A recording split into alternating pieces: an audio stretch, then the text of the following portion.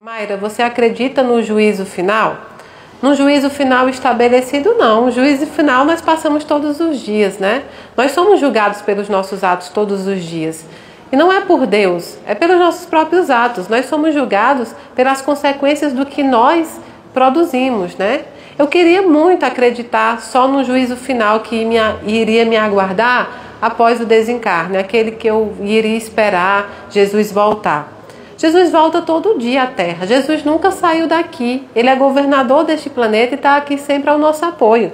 Deus me livre eu imaginar que Jesus não está presente aqui, que um dia ele vai voltar. Ele está aqui todo dia e o julgamento final é todo dia. A gente pratica um ato, você já percebeu isso? A gente pratica um ato e logo em seguida a gente sofre a consequência daquele ato. E muitas vezes nós colocamos a culpa em um demônio, em um inimigo. Às vezes você planta uma manga e você quer colher um morango. E quando você não colhe, você colhe exatamente o que você plantou, você coloca a culpa ou no inimigo, ou numa religião, ou num trabalho feito, ou em alguma coisa do tipo. Muitas vezes nós somos incapazes de entender que nós temos a lei do retorno, que nós plantamos e nós colhemos. Justamente, o universo é que nos cobra. Então eu queria muito acreditar no juízo final. Porque então eu teria que me preocupar com isso. No entanto, eu tenho que me preocupar com isso todo dia. Todo dia você planta morango para colher morango. No dia que você plantar manga, você vai colher a manga. Mas eu não culpo os nossos irmãos que acreditam nisso. Nós somos trabalhados desde pequeno dentro de uma religião específica, muitas vezes vinda dos nossos pais, ou muitas vezes até entendida como um costume. Vocês já perceberam que muitos dos nossos irmãos católicos, eles são católicos porque a família era católica, mas não são praticantes? Existem os nossos irmãos católicos praticantes, existem os nossos irmãos que vão uma vez na missa durante o domingo. Existe o nosso irmão evangélico, existe o nosso irmão evangélico porque a família é evangélica, então ele vai a um culto. Então, a questão não é o que é ensinado, a questão é a essência final. Se ele acreditar no juízo final, lá na frente, ele também vai querer produzir boas ações. Então não importa. Não importa se você acredita ou não no juízo final, não importa se você acredita ou não no fim do mundo, não importa. Seja qual for a sua crença, se você tiver uma crença, você vai partilhar de coisas boas. Você vai fazer coisas boas durante a sua passagem na Terra para colher num juízo final, se você acreditar, um julgamento justo, ou se você acreditar como eu, que todos os dias nós temos a lei do retorno, você também vai fazer isso. Então não importa, é uma questão doutrinária, é uma questão de doutrina. Algumas igrejas têm doutrinas diferentes, outras não. O que eu trago de todas elas é, por exemplo, eu sempre digo, aquele respeito que a Igreja Católica tem por Nossa Senhora é impressionante, e isso eu trago deles. Porque é uma mulher digna de todo respeito, de toda honra. É uma mãe que ajuda os filhos das outras mães até hoje, que recebe no colo aqueles filhos que desencarnaram e deixaram as mãezinhas aqui. Digamos que é a mãe que recebe todos, independente de como foi sua vida, do desencarne. Então esse respeito eu trago dos nossos irmãos católicos, porque é necessário respeito aos santos. E os santos não é só aqueles que foram canonizados pela Igreja Católica. Os santos são aquelas pessoas que passaram aqui pela Terra e produziram o bem. Existem santos hoje na Terra e existirão lá na frente. Todas as pessoas que fazem o bem aqui, que lutam pelo bem, são santos, ao meu ver. São anjos, anjos sem asas, não anjos daquela forma. Você pergunta se o Apocalipse está se cumprindo. Veja bem, quando a gente acredita no Apocalipse, quando a gente acredita no juízo final, a gente está acreditando que ele vem por uma profecia dada pelo próprio Deus. Na Bíblia tem Apocalipse, que seria João dizendo que teve uma visão, correto? Em Apocalipse inteiro é uma visão que o João teve de uma besta que vinha com o rosto de gente, a lua, enfim. João vai dizendo tudo aquilo que ele teve essa visão. Provavelmente o que o João teve foi um sonho e conta esse sonho, narra esse sonho dentro de um livro. Porque a Bíblia é um livro histórico, é um livro escrito há milênios atrás de um povo da época. Então João conta esse sonho, igual vocês contam, eu tive um sonho muito difícil, que as pessoas estavam numa lama, ou que alguém desencarnou. A gente tem esses sonhos que a gente chama de pesadelo.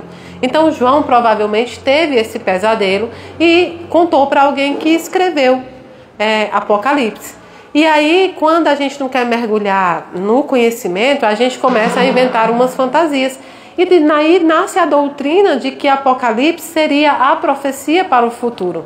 Mas a Bíblia não pode ser entendida como um livro profético. A Bíblia tem que ser entendida como um livro histórico que nos serve de ensinamento. É perfeita no que ela vem para fazer. Eu sou uma grande admiradora da Bíblia. Porém, nós temos que determinar com os estudos, com a nossa fé, entender que Deus não quer coisas ruins para a nossa vida. A morte não vem por intermédio de Deus. Não é Ele que escolhe o tipo de desencarne. Não é Ele que escolhe nada disso, nada de ruim que vem. Deus é um Deus bondoso. Ele nos deu o livre-arbítrio.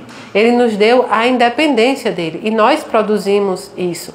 Então, se você pergunta se eu acho que o Apocalipse está se cumprindo, se você pegar há milênios atrás, o que a Bíblia dizia é que filho se voltará contra pai, não é assim? Pai se voltará contra filho, nação contra nação. Isso acontece desde os tempos mais remotos. E isso acontece por conta do nosso ego, por conta da nossa necessidade de coisas materiais. Porque as nações brigam por poder, brigam por dinheiro, brigam para determinar a grandeza material de cada um.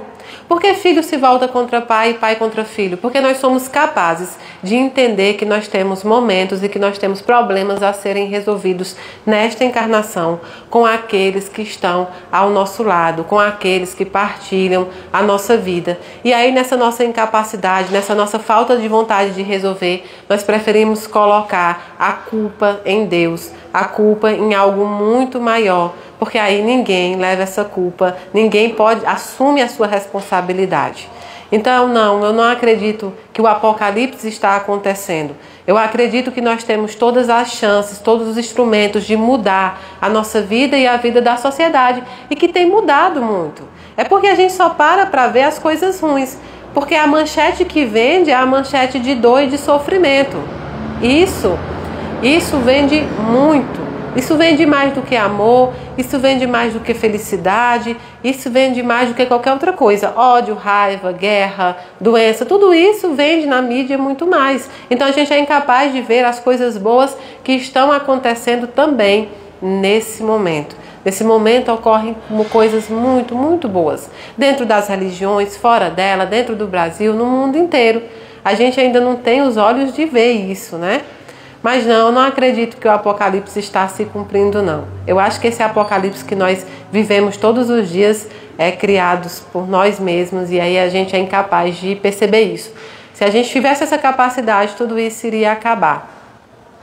Nós viramos escravos do dinheiro. Não é que você não pode ter dinheiro, nós viramos escravos dele. Você é dono dele, não é ele que é o seu dono. E isso inverteu-se. Hoje em dia nós vivemos para isso, nós vivemos para angariar bem material. Veja o tanto que é difícil se desfazer. E aí é preciso você perder algo de valor para que você entenda o que é preço e o que é valor. Se você conversar com uma mãe que perdeu um filho, que entregou o filho para a pátria espiritual, eu duvido que qualquer um delas não diria: eu daria tudo o que eu tenho por um único abraço dele.